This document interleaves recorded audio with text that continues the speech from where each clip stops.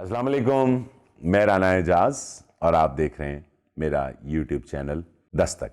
दोस्तों, एक गरीब किसान की शादी निहायत हसीन व जमील औरत से हो गई।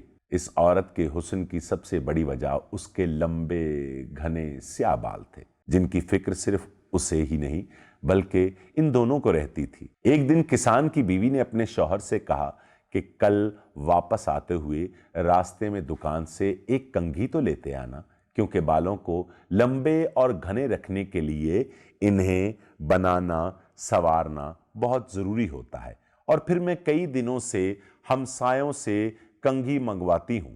गरीब किसान ने अपनी बीवी से माजरत कर ली और बोला, बेगम, मेरी तो अपनी घड़ी की स्ट्रिप काफ़ी दिनों से टूटी हुई है। मेरे पास इतने पैसे नहीं हैं कि उसे ठीक करवा सकूं, तो मैं भला कंघी कैसे खरीद सकता हूं? तुम कुछ दिन मजीद हमसायों की कंघी से गुजारा करो, जब पैसे होंगे तो ले आऊंगा। बीवी अपने शौहर की मजबूरी को समझ रही थी, इसलिए ज्यादा तकरार नहीं की। किसान ने उस वक्त तो बीवी को चुप करवा दिया, लेकिन फिर अंदर ही अंदर अपने आप से कहने लगा कि मैं भी कितना बदबख्त हूं कि अपनी बीवी की एक छोटी सी ख्वाहिश भी पूरी नहीं कर सकता।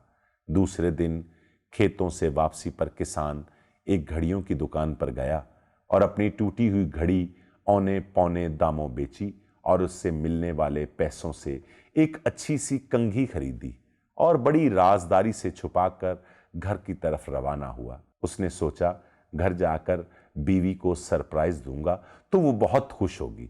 जब वो घर गया तो देखा कि उसकी बीवी ने अपने बाल कटवा दिए थे और मुस्कुरा रही थी, देख रही थी उसकी तरफ।